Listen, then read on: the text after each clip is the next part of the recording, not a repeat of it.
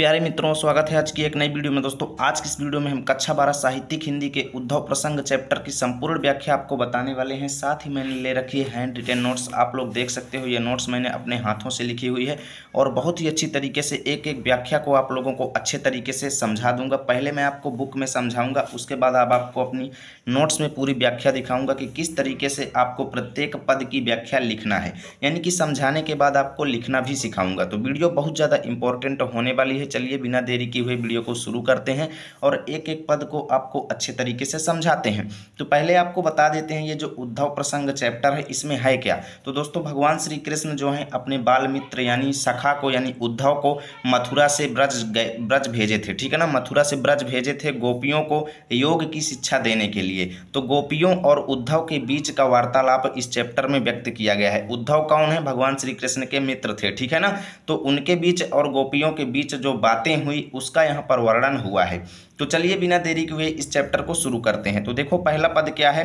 भेजे मन भावन के उद्धव के आवन की सुधि ब्रज गावनी में पावन जब लगी कहे रते ना करे गुआलिनी की झौरी झौरी दौरी दौरी नंद पौरी आवन तब लगी। समझो, एक एक शब्द को समझना। ठीक है ना, भेजे मतलब भेजे गए, मन भावन मतलब मन को भा लेने वाले अर्थात मन को प्रसन्न कर लेने वाले। कौन? भगवान श्री कृष्ण। ठीक है ना, यानी कि भगवान श्री कृष्ण के द्वारा भेजे गए। ठीक है ना, के मतलब के द्वारा, यानी भगवान श्री कृष्ण के द्वारा भेजे गए उद्धव मतलब उद्धव के आवन की मतलब आने की। ठीक है ना, भगवान श्री कृष्ण के द्वारा भेजे गए उद्धव के आने की सुधि मतलब सूचना या नोटिफिकेशन। ठीक है ना, सुधि मतलब सूचना। ब्रज गावनी मतलब ब्रज के गांव में। ठीक है ना, ब्रज के गांव में। पावन मतलब पाने। जबै मतलब जब। लगी मतलब लगी।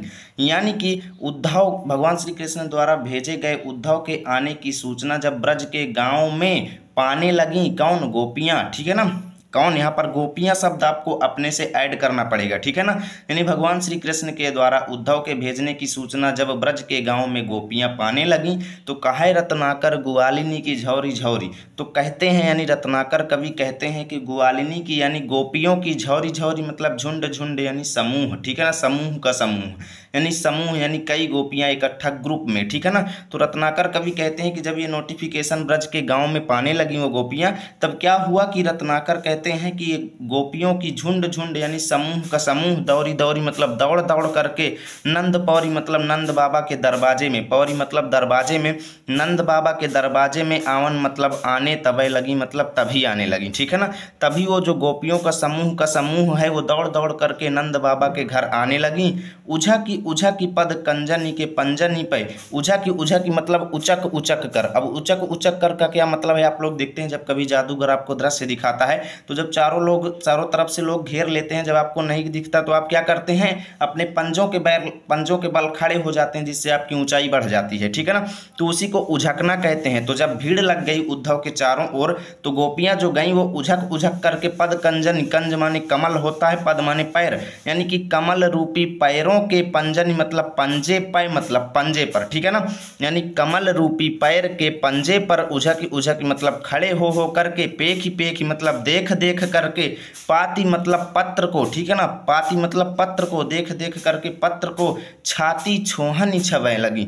छाती छोहनी छवै लगी का क्या मतलब है कि जब गोपियां जो हैं अपनी अपनी पत्र को, पाती मतलब पत्र को देखने लगी तो छाती मतलब अपने वक्ष स्थल को, छाती को। छोहनी का क्या मतलब है? ठीक है ना, छोहनी मतलब हलचल होता है। ठीक है ना, छोहनी मतलब हलचल भी होता है, प्रेम भी होता है। तो यहाँ पर जो इसका अर्थ लेंगे वो हम हलचल लेंगे। ठीक है ना, कि उनके छाती में छोहनी मतलब हलचल, छवै लगी मतलब उसी समय उनके छाती में हलचल, छवै मतलब होने लगी। ठीक है ना, यानी कि जब उन्होंने अपने पत्र को देखा तो उनके छाती में क्या होने लगा? हलचल होने लगा। हमको लिखो है कहा, हमको लिखो है कहा, हमको लिखो है कहा, कहाँ न सबे लगी।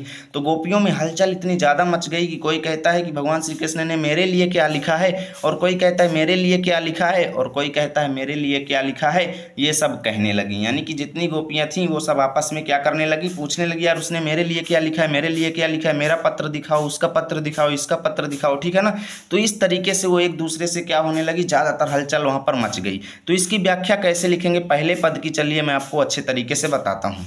तो देखिए मित्रों, आपको एक तरफ लिखना है भेजे मन भावने के, दूसरे तरफ कहाँ न सबय लगी। उसके बाद देखिए आपसे संदर्भ बोर्ड एग्जाम में पूछा जाएगा, तो संदर्भ कैसे लिखना है। प्रस्तुत पद्यांश हमारी पाठ्य पुस्तक हिंदी के काव्य खंड में संकलित तथा जगन्नाथ दास रत्नाकर द्वारा रचित उद्धव प्रसंग शीर्षक कविता से अवतरित है। ठीक है ना। अब व्याख्या देख लो इसकी कैसे लिखें। देखिए प्रसंग आपके बोर्ड एग्जाम में नहीं पूछा जाता, इसलिए मैंने यहाँ पर प्रसंग नहीं लिखा है। ठीक है ना। अब आप में से कई लोग कमेंट करेंगे प्रसंग क्यों नहीं लिखे हो, इसलिए बता दिया हूँ कि प्रसंग आपके बोर्ड एग्जाम में नहीं पूछा जाएगा। ठीक है ना। अब के नए पैटर्न के अनुसार आपके पद्यांश से 5 प्रश्न पूछे जाते हैं। ठीक है ना, जिसमें संदर्भ तो कन्फर्म है, उसके बाद किसी विशेष रेखांकित अंश की व्याख्या आपसे पूछी जाती है। ठीक है ना। लेकिन मैं आपको क्या करूंगा, पूरे पद की व्याख्या बताऊंगा, ताकि एग्जाम में कहीं पर भी आपको रेखांकित अंश दे दे तो आप उसकी अच्छे तरीके से व्याख्या लिख पाएं। ठीक है ना।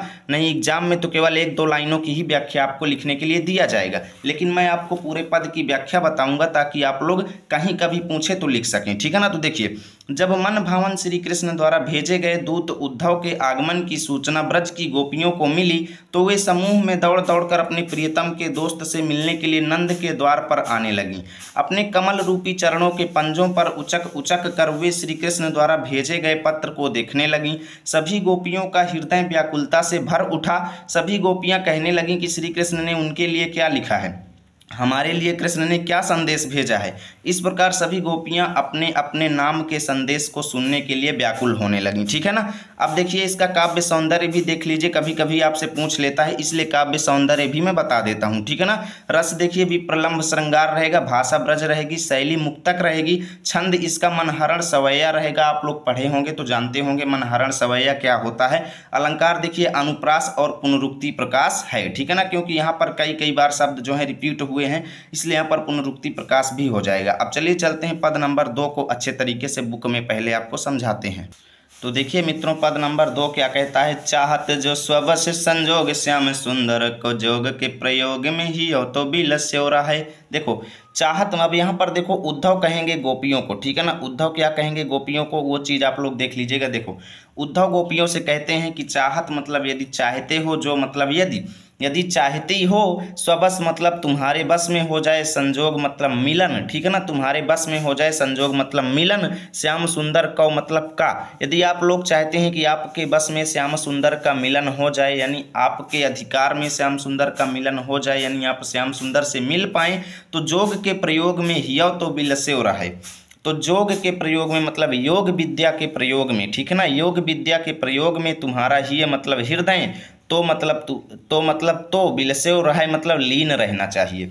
यानी कि अगर आप लोग चाहते हैं कि आपके बस में भगवान श्री कृष्ण का मिलन हो जाए, तो आप लोगों को करना क्या है कि आपका हृदय जो है वो योग विद्या के प्रयोग में लीन रहना चाहिए। बिलसे हो रहा है मतलब लीन रहना चाहिए। अब आगे देखिए, काहे रत्नाकर सुअंतर्मुखी है ध्यान, मन जुही कंज जगी ज्योति में धंसे हो रहा है। काहे रत्नाकर मतलब रत्नाकर कवि कहते हैं कि सुअंतर्मुखी है ध्यान। सुअंतर्मुखी है ध्यान का क्या मतलब है। देखिए काहे रत्नाकर कवि कहते हैं ध्यान है मतलब होना चाहिए, कि हे गोपियों आपका ध्यान होना चाहिए। सुअंतर्मुखी, अंतर मतलब अंदर, सु मतलब स्थित, मुखी मतलब आपके हृदय में। ठीक है ना।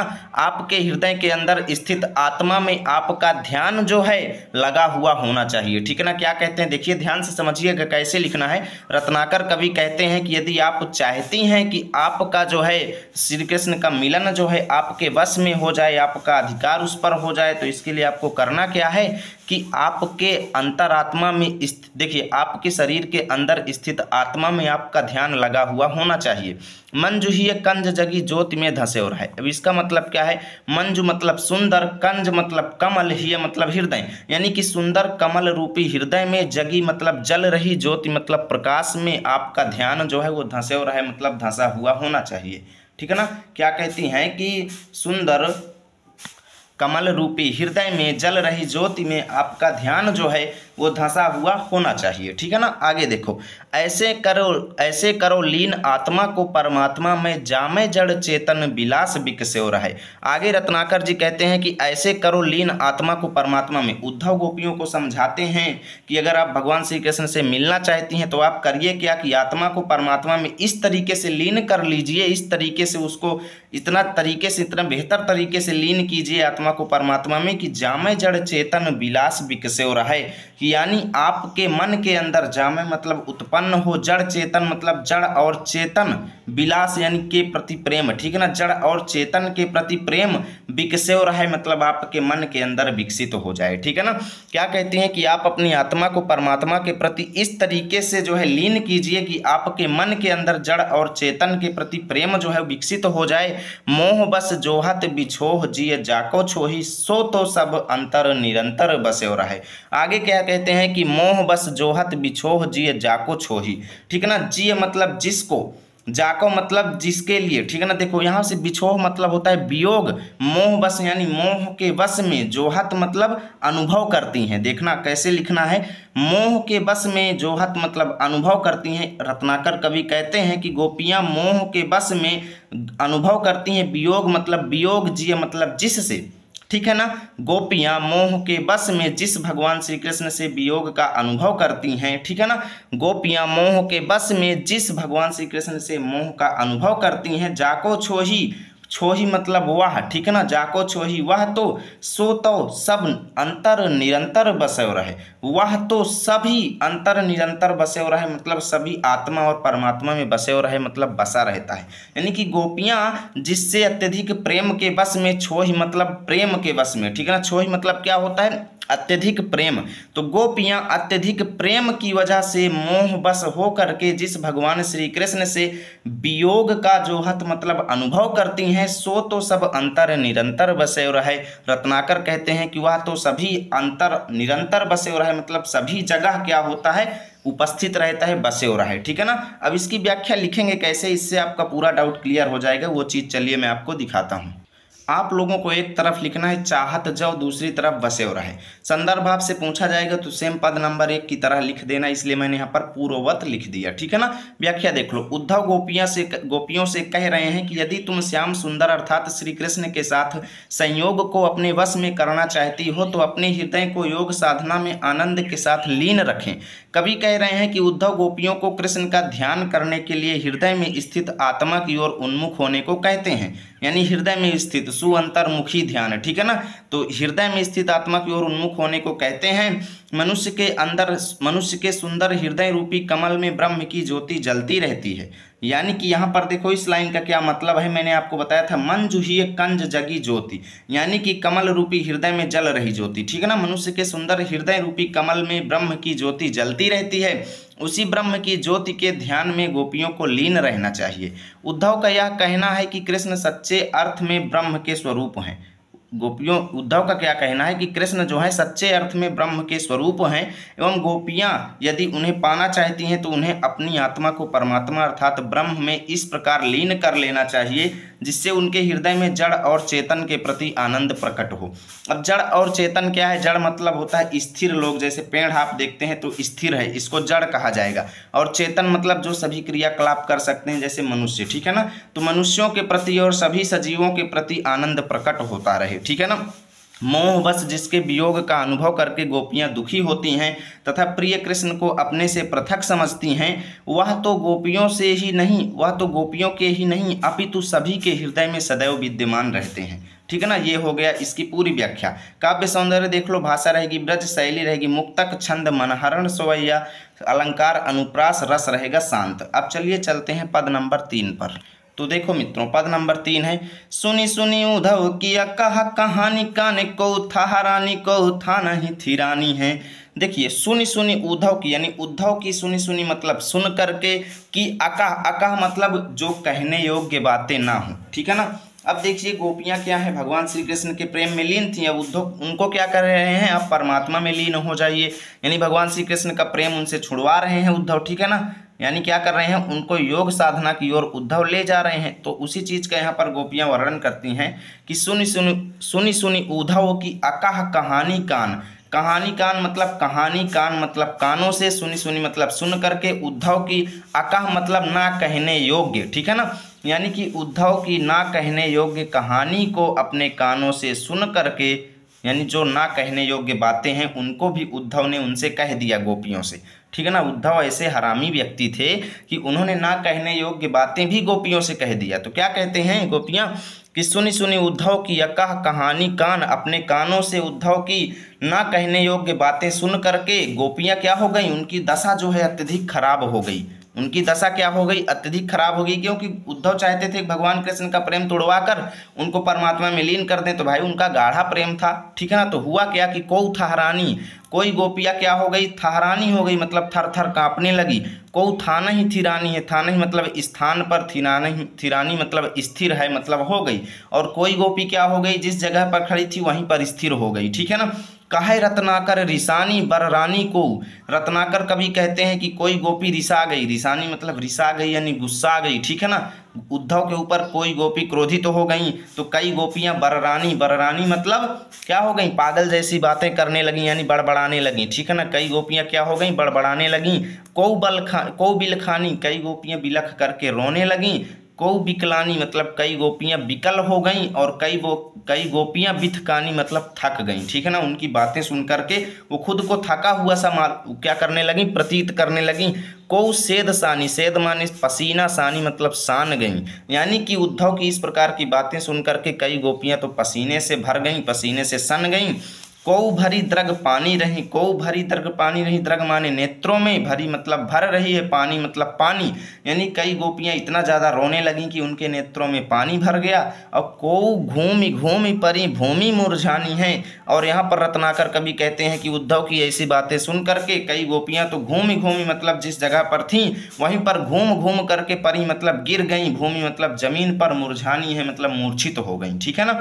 और कौ श्याम श्याम कै बहा की बिललानी को, और कई गोपियां श्याम श्याम का, बहा की मतलब नाम पुकार पुकार करके, बिललानी को मतलब क्या हो गई, बिललानी का मतलब होता है, मैं आपको बता देता हूँ, ठीक है ना। बिललानी का मतलब तड़पने लगी, ठीक है ना। कई श्याम श्याम का नाम लेकर लेकर बिललानी मतलब तड़पने लगी। और कोमल करेजो थामी सहामी सुखानी है। और कई गोपियां अपने कोमल करेजे को थाम करके, थामी मतलब थाम करके, सहामी मतलब डर करके, सुखानी है मतलब सूख गई, ठीक है ना।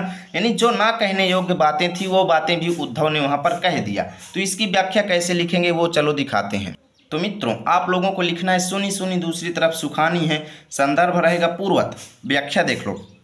कवि कहते हैं कि उद्धव के द्वारा ना कहने योग्य अर्थात योग संबंधी एवं निष्ठुर संदेश अपने कानों से सुनकर गोपियों की दशा अत्यंत दुखमय हो गई। कई गोपियां थर थर कांपने लगीं, कई गोपियां अपने जगह पर ही स्थिर हो गईं, कई गोपियां उद्धव से गुस्सा हो गईं, कई गोपियां बड़बड़ाने लगीं, कई गोपियां रोने लगीं और उनके नेत्रों में आंसू आ गए, कई गोपियां विकल हो गईं, कई गोपियां थक गईं, कई गोपियां पसीने से भीग गईं, कई गोपियां तो मूर्छित होकर के गिर गईं, और कोई श्याम श्याम कहते हुए तड़पने लगीं, एवं कोई अपने कोमल कलेजे को थाम कर डर से सूख गईं। यानी कृष्ण के वियोग से दुखी गोपियां योग संबंधी असह्य संदेश को सुनकर दुख के असीम सागर में डूब गईं एवं अपने दुख को नियंत्रित करने में असमर्थ हो गईं, ठीक है ना। ऐसे लिखना है। काव्य सौंदर्य देख लो, भाषा रहेगी ब्रज, शैली रहेगी मुक्तक, रस रहेगा विप्रलंब श्रृंगार, अलंकार रहेगा पुनरुक्ति प्रकाश, छंद रहेगा मनहरण सवैया, ठीक है ना। अब चलिए चलते हैं पद नंबर 4 पर। कान दूत कैधव ब्रह्म दूत है पधारे, आप धारे प्रण फेरन कौमति ब्रज बारी की। देखो मैं आपको समझा देता हूँ। यहाँ पर जो उद्धव गए तो कृष्ण के भेजे थे, यानी भगवान कृष्ण ने ही उनको भेजा था, लेकिन वो वहाँ जा कर के गोपियों के मन में कृष्ण के प्रति प्रेम उत्पन्न नहीं कर रहे थे। वो तो कृष्ण के प्रति उनके अंदर घृणा उत्पन्न कर रहे थे, कृष्ण का प्रेम तुड़वाना चाहते थे, वो परमात्मा के प्रति भक्ति उनके अंदर उत्पन्न कराना चाहते थे।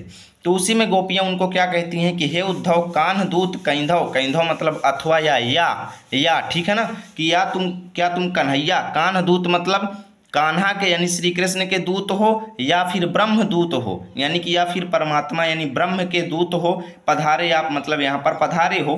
हे उद्धव या तुम कान्हा यानी भगवान कृष्ण के दूत हो, या फिर ब्रह्म के द्वारा भेजे गए दूत हो। धारे प्रण फेरन कौमति ब्रजबारी की, धारे मतलब धारण किए हुए, प्रण मतलब प्रण यानी लक्ष्य, ठीक है ना। धारे मतलब धारण किए हुए, प्रण मतलब लक्ष्य, फेरन को मतलब बदलने को, भड़काने को, फेरन को मतलब भड़काने को, मति मतलब बुद्धि, ब्रजबारी की मतलब ब्रज की बालाओं की, कि हे उद्धव, क्या तुम कन्हैया के दूत हो या फिर ब्रह्म के दूत हो, क्योंकि तुम जब से आए हो तुम इन ब्रज बालाओं की बुद्धि फेरने में भिड़े हुए हो, इन ब्रज की बालाओं को भड़काने में लगे हुए हो, इनके अंदर परमात्मा के प्रति भक्ति उत्पन्न करने में लगे हुए हो। तुम कृष्ण के भेजे हुए दूत हो या फिर ब्रह्म के भेजे हुए दूत हो, या फिर तुम ये ऐसा धैर्य धारण करके, ऐसा तुमने क्या ठाना हुआ है, ऐसा धारण किया हुआ है प्रण, ऐसा प्रण तुम लेकर के आए हो कि ब्रज की बालाओं की बुद्धि फेरना चाहते हो, ठीक है ना। क्या तुम ब्रज की बालाओं की बुद्धि फेरने का यानी बुद्धि भड़काने का तुम प्रण धारण किए हुए हो, या फिर कन्हैया के भेजे गए दूत हो या फिर ब्रह्म के द्वारा भेजे गए दूत हो। कहे रत्नाकर पै प्रीति रीति जानत ना। यहाँ पर रत्नाकर कवि कहते हैं कि पै प्रीति रीति, प्रीति रीति मतलब प्रेम पद्धति को जानत ना, पै मतलब परंतु, रत्नाकर कवि कहते हैं कि परंतु उद्धव तो भैया प्रेम पद्धति को जानता ही नहीं है, उद्धव तो प्रेम पद्धति को जानता ही नहीं है, और इसलिए ठानत अनीति आनी रीति लय अनारी की। ठानत मतलब ठानता है, अनीति मतलब अन्याय, आनी रीति मतलब रीति मतलब नियम के अनुसार, लय अनारी की, अनारी मतलब अनाड़ी का, और इसलिए अनाड़ी की रीति लय मतलब ले करके, और इसलिए चूंकि उद्धव जो है प्रेम पद्धति को जानता नहीं है और इसलिए अनाड़ी की रीति अपना करके, आनी मतलब अपना करके या आ करके, इसलिए वह अनाड़ी की रीति में आ करके ठानत अनीति मतलब गोपियों के साथ अन्याय कर रहा है, ठीक है ना। इसलिए उद्धव जो है अनाड़ी की रीति में आ करके, अनाड़ी बन करके उद्धव जो है गोपियों के साथ क्या कर रहा है, अनीति कर रहा है, अन्याय कर रहा है। अब यहाँ पर गोपियाँ कहती हैं कि मान्यो हम कान्ह बस एक ही कहो जो तुम, क्या कहते हैं, कान्ह ब्रह्म एक ही कहो जो तुम, कि हे उद्धव यदि तुम कहते हो, कहो जो तुम, यदि तुम कहते हो तो मान्यो हम मान लिए कि कान्हा यानी भगवान श्री कृष्ण और ब्रह्म एक ही हैं। हे उद्धव यदि तुम कहते हो तो हम मान लेते हैं कि ब्रह्म और कन्हैया दोनों एक ही हैं, यानी निर्गुण ब्रह्म और कन्हैया श्री कृष्ण जो हैं एक ही हैं। तहु हमें भावत न भावना अन्यारी की, अन्यारी मतलब एकत्व की यानी एकता की, तहु मतलब तब भी, तहु मतलब तब भी यानी हमें मतलब हमको, भावती न मतलब पसंद नहीं आती, ठीक है ना, तब भी हमको पसंद नहीं आती भावना अन्यारी की मतलब एकत्व की भावना।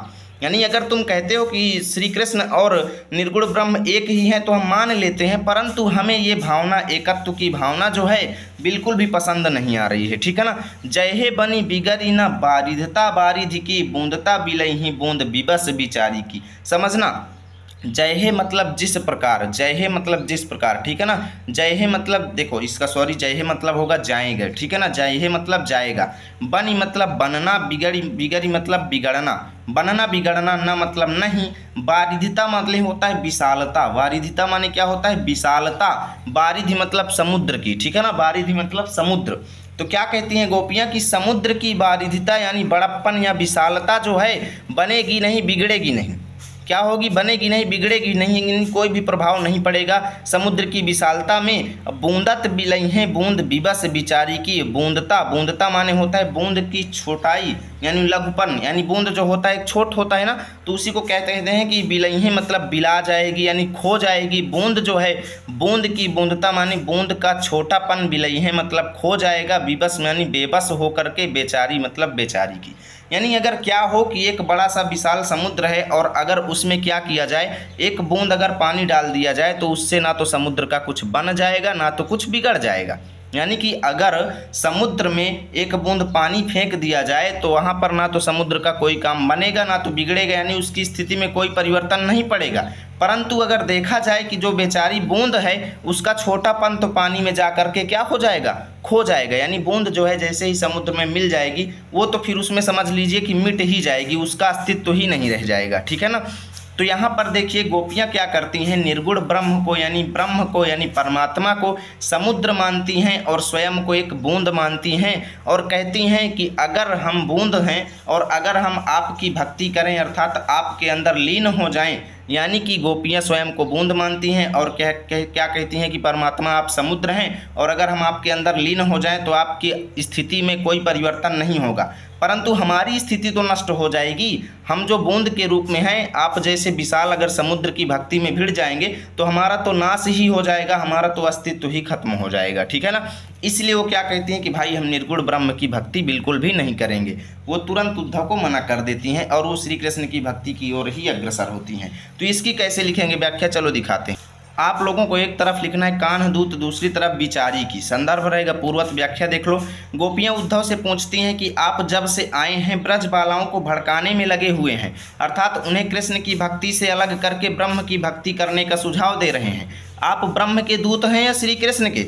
रत्नाकर जी कहते हैं कि उद्धव प्रेम पद्धति नहीं जानते हैं, इसलिए वह गोपियों के साथ अनाड़ी बनकर अन्याय कर रहे हैं, अर्थात उन्हें भड़का रहे हैं। गोपियाँ कहती हैं कि हे उद्धव, तुम्हारे कहने पर यदि हम कृष्ण और ब्रह्म को एक मान भी लें तो यह एकत्व की भावना हमें अच्छी नहीं लगती। गोपियाँ स्वयं को बूंद और ब्रह्म को सागर मानती हुई कहती हैं कि यदि एक बूंद समुद्र पर मिल जाए तो उससे समुद्र की स्थिति पर कोई प्रभाव नहीं पड़ेगा, परंतु बूंद का अस्तित्व तो इतने बड़े समुद्र में समाप्त हो ही जाएगा। अर्थात यदि हम ब्रह्म की भक्ति करेंगे तो उनके अस्तित्व पर कोई प्रभाव नहीं पड़ेगा, परंतु उनकी भक्ति करने पर हमारा अस्तित्व नष्ट हो जाएगा। तो बहुत अच्छी बात बोली गोपियों ने। काव्य सौंदर्य देख लो, भाषा रहेगी ब्रज, शैली रहेगी मुक्तक, अलंकार रहेगा रूपक, रस रहेगा विप्रलंभ, श्रृंगार, छंद रहेगा मनहरण सवैया। ठीक है ना। अब चलिए चलते हैं पद नंबर 5 पर।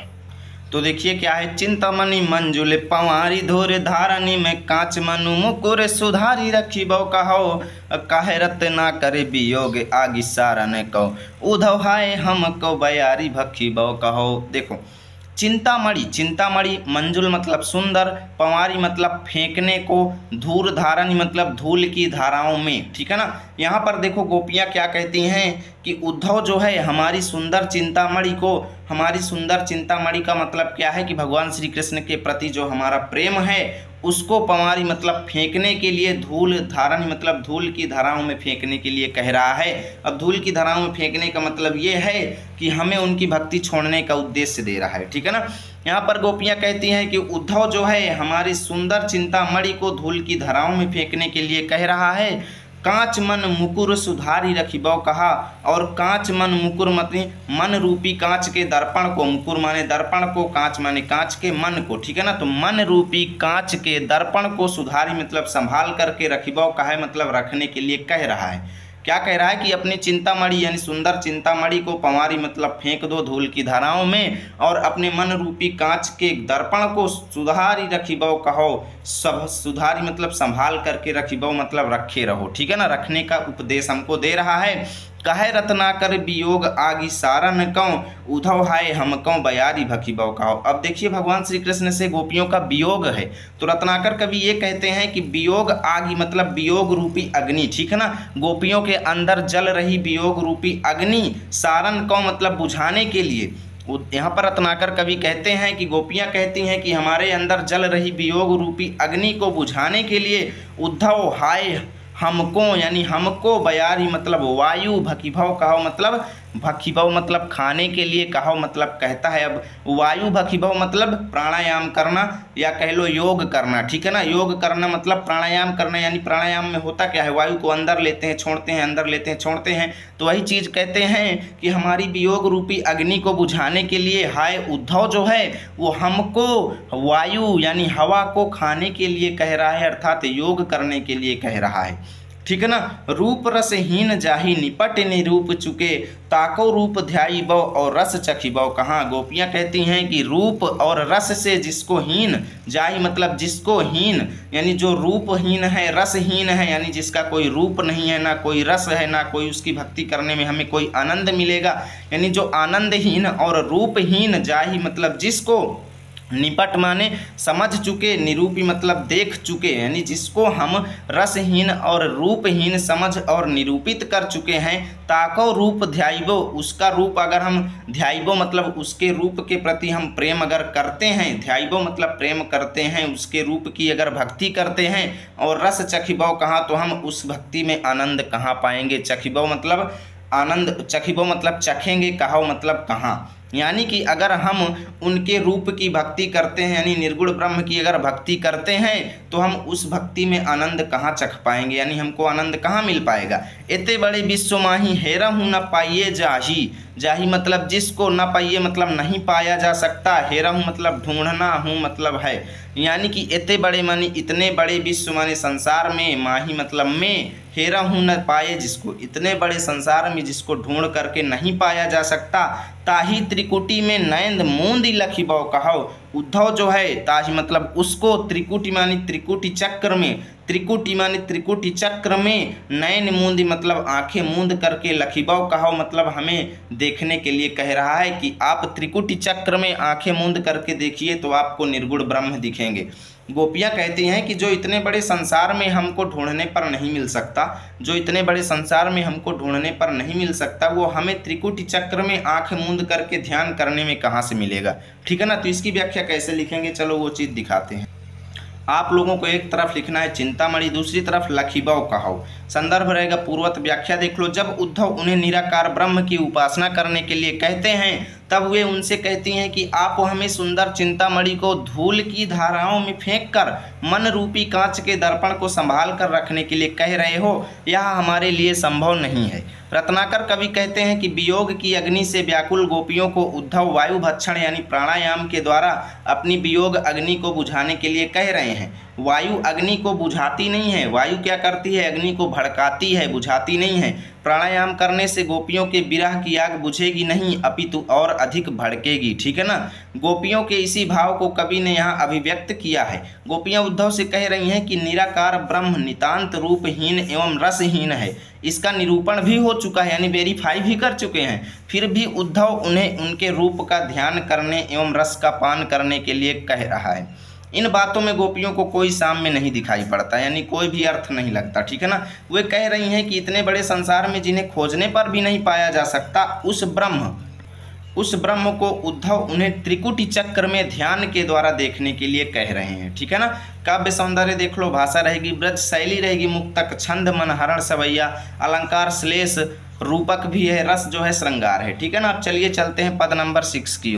देखिए अगला क्या है, आए हो सिखावन को जोग मथुरा ते तो पे उद्धव ये वियोग के बचन बतेराओ ना, कहे रत ना कर दया करी दरस दीन्यो, दुख दरीबों को तो पयंधी के बढ़ाओ ना। देखो यहाँ पर गोपियाँ कहती हैं कि आए हो सिखावन मतलब सिखाने को मतलब के लिए। ठीक है ना। आप हमें सिखाने के लिए आए हो, जोग मतलब योग की विद्या, मथुरा तय मतलब मथुरा से, कि हे उद्धव आप हमें योग की विद्या मथुरा से सिखाने के लिए आए हो।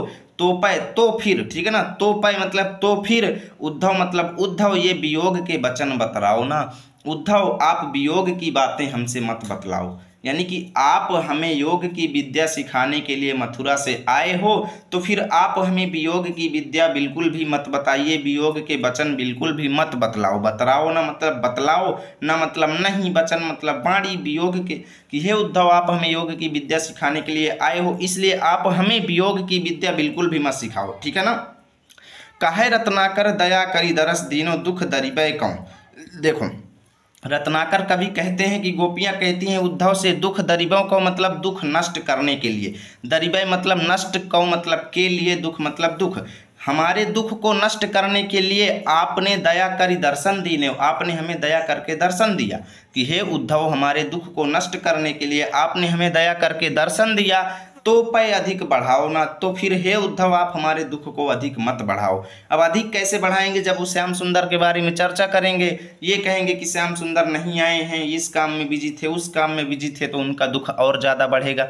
इसलिए वो कहते हैं कि हे उद्धव आप हमें योग की विद्या सिखाने आए हो, इसलिए वियोग की बातें मत करो। रत्नाकर कवि कहते हैं कि गोपियाँ कहती हैं कि आप हमारे दुखों को नष्ट करने के लिए दया करके दर्शन दिए हो, तो इसलिए भैया हमारे दुख को और अधिक मत बढ़ाओ। टूक टूक वही है मन मुकुर हमारो हाय, टूक टूक मतलब टुकड़े टुकड़े हुए हैं, मतलब हो जाएंगे, मन मुकुर माने हमारे मन रूपी दर्पण के। ठीक है ना।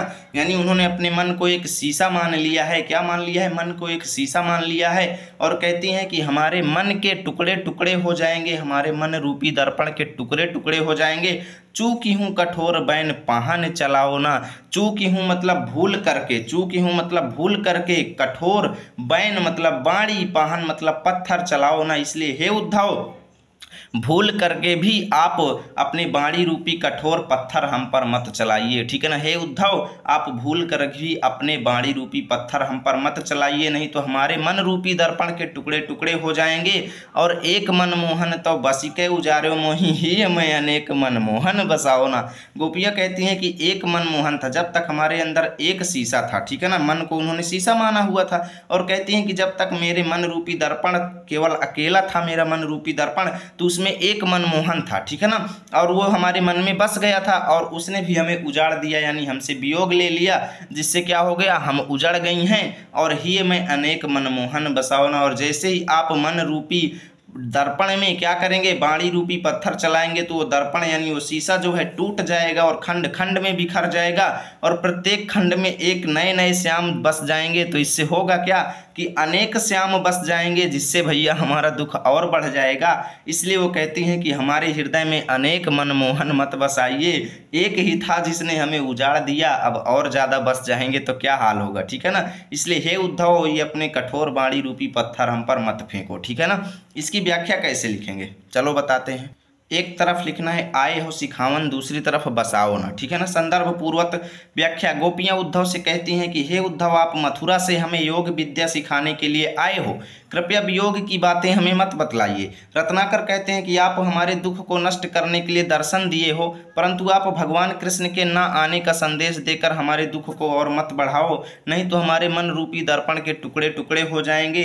इसलिए भूल कर भी कठोर वचन रूपी पत्थर हम पर मत मारिए। जब हमारे एक मन था तो केवल एक कृष्ण हमारे मन में बस गया था जो हमें उजाड़ दिया, और जब अनेक मन हो जाएंगे तो मेरे अनेक मन में कई श्री कृष्ण बस जाएंगे जो हमें और ज़्यादा दुख देंगे। इसलिए आप हम पर वाणी रूपी कठोर पत्थर मत फेंको।